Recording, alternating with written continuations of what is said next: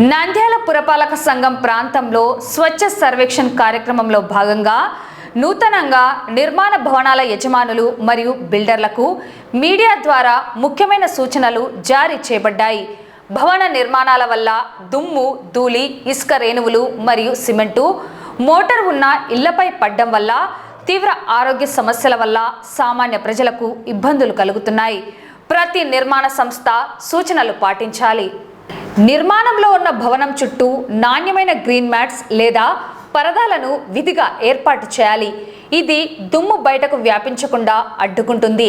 వ్యర్థాల నియంత్రణ, సిమెంట్ మిశ్రమం లేదా ఇటుక ముక్కలు పక్కవారి ఆవరణలో పడకుండా రక్షణ కవచాలను నిర్మించుకోవాలని అన్నారు. అట్లు లేని ఎడల నిబంధనలు ఉల్లంఘించి పక్కన ఉన్న నివాసితులకు ఇబ్బంది కలిగించే బిల్డర్లు లేదా యజమానులపై కఠిన చర్యలు తీసుకోవడం జరుగుతుంది.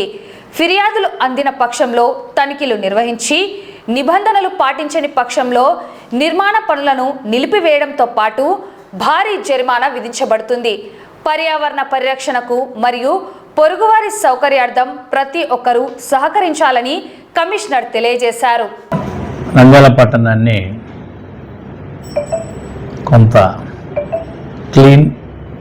నీట్గా ఉంచేటువంటి క్రమంలో కొన్ని విషయాలు గమనిస్తున్నాం, పాటిస్తున్నాం.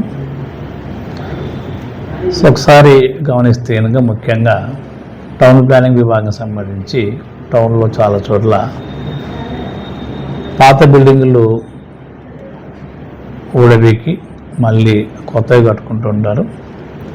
అదేవిధంగా కొత్త బిల్డింగులు కట్టుకుంటుంటారు. ఆ క్రమంలో వచ్చేటువంటి బిల్డింగ్ డెబ్రిస్ కావచ్చు, వేస్ట్ కావచ్చు, వాటన్నిటిని కూడా ఎక్కడ పడితే అక్కడ వేస్తున్నారు. అలా వేయకూడదని చెప్పేసి చెప్తున్నాం. అందువల్లనే 2 రోజుల నుంచి నంద్యాలలో ఒక 2-3 ట్రాక్టర్లను సపరేట్గా మేము పెట్టి మున్సిపాలిటీ తరపు నుంచి పెట్టి లేబర్ని పెట్టేసి రోడ్డు మార్జిన్లలో కానీ డ్రైన్ మార్జిన్లో కానీ వేసినటువంటి బిల్డింగ్ డెబ్రిస్ కానీ మెటీరియల్ కానీ అంతా కూడా లిఫ్ట్ చేయడం జరుగుతుంది. ఎవరైతే వాటిని వేసి ఉంటారో వారి దగ్గర నుంచి కూడా ఫైన్లు కూడా మేము వేసి రావడం జరుగుతుంది. ఎందుకంటే అది మీరు మీ అంతటా మీరు డిస్పోజ్ చేసుకోవాలి, కానీ ఎక్కడ పడితే అక్కడ వేయడానికి వీల్లేదు. ఇప్పుడు ఉన్నటువంటి సాలిడ్ వేస్ట్ మేనేజ్మెంట్ రూల్స్ 2026 ప్రకారంగా గవర్నమెంట్ ఆఫ్ ఇండియా నుంచి రూల్స్ వచ్చాయి. దీనికి సంబంధించి సుప్రీంకోర్టు వారు ఈ మధ్యనే చాలా సీరియస్గా వార్నింగ్ ఇచ్చారు. అన్ని లోకల్ బాడీస్కు ఆదేశాలు ఇస్తూ కలెక్టర్స్ను వీటిపైన మీరు చక్కగా రూల్స్ ప్రకారం వ్యవహరించండి అని చెప్పారు.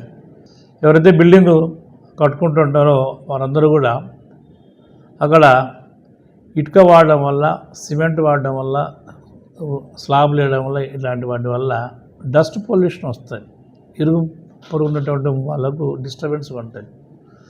అందువల్ల వారందరికీ మా యొక్క సూచన ఏంటంటే ఒక తెర కట్టుకోవాలడ్డంగా మీరు మీ యొక్క ఇల్లు కట్టుకునేటువంటి ప్రాంతానికి ఒక 1/2 మీటర్ లోపలే గ్రీన్ మ్యాట్ కానీ అలాగే బ్లూ షీట్స్తో వచ్చినటువంటి ఇనుప రెక్కలు కానీ లేకపోతే ఇంకేదన్నా క్లాత్ కానీ ఇంకోటి కానీ కట్టుకొని రస్తాలు వెళ్ళేటువంటి వాళ్ళకి కానీ ఇరుగు పొరుగున ఉన్నటువంటి వాళ్ళకి కానీ డిస్టర్బెన్స్ లేకుండా రాయి, రప్ప, ఇటుక ఏదన్నా పడవచ్చు, సిమెంట్ కూడా పడవచ్చు, లేకపోతే ఏదన్నా ఇంకా ఇతరత్ర డస్ట్ రావచ్చు. వీటన్నిటి కూడా పక్క వాళ్ళకు డిస్టర్బెన్స్ ఉండకూడదంటే మీరు ఆ యొక్క స్క్రీన్స్ ఖచ్చితంగా కట్టుకోవాలి. దీన్ని కూడా టౌన్ ప్లానింగ్ రూల్స్లో ఉన్నాయి. ఇవి కూడా మేము ఎన్ఫోర్స్ చేయబోతున్నాం. వీటిని కూడా గమనించుకోవాలి. టౌన్లో కొన్ని కార్యక్రమాలకు సంబంధించి ఒక అవగాహన కల్పించాలి, ప్రచారంగా కల్పించాలనేసి వివిధ ఎడ్యుకేషనల్ ఇన్స్టిట్యూషన్స్ కావచ్చు, మత సంస్థలు కావచ్చు, కమర్షియల్ వాళ్ళు కావచ్చు, లేదా ఇతరత్ర వాళ్ళు కావచ్చు, సినిమా వాళ్ళు కావచ్చు, వీళ్ళందరూ కూడా పోస్టర్స్ అతికిస్తుంటారు. గతంలో ఎలా ఉన్నారంటే ఎక్కడన్నా గోడలు ఉంటే కనుక సైడ్కు వాటికి అతికించేసేవాళ్ళు. ఎక్కడన్నా ఎక్కడో చోట కూడలు ఉంటాయి కదా, అక్కడ అతికించేవాళ్ళు. అయితే ఈ మధ్యకాలంలో ఈ యొక్క సంస్కృతి పెరిగిపోయింది. ఎక్కడ పడితే అక్కడ దానికి డివైడర్ లేదు, సర్కిల్ లేదు, ఇంకోటి లేదు, గవర్నమెంట్ ఆఫీసు లేదు, ప్రైవేటు బిల్డింగులు ఏదైనా కానీ ఎక్కడ పడితే అక్కడ అన్ని రకాల వాళ్ళు పోస్టర్స్ అతికిస్తున్నారు. ఈ విషయంలో కూడా మేమందరికీ చెప్తున్నాం గత 2-3 రోజుల నుంచి. వీటన్నింటినీ కూడా ముఖ్యంగా మేము రోడ్ల మధ్యన సర్కిల్స్ ఉంటాయి, మాకు జంక్షన్స్ ఉంటాయి, డివైడర్స్ ఉంటాయి. వాటికి ఎవరైతే అతికిస్తున్నారో వాటన్నిటి కూడా మేము తీసేస్తున్నాం. అదేవిధంగా క్రొత్త వాళ్ళను అతికించొద్దని కోరుతున్నాం. అందువల్ల మేము రాత్రిపూట కూడా 11, 12, 1, 2 గంటల వరకు కూడా కాపలా కాస్తున్నాం.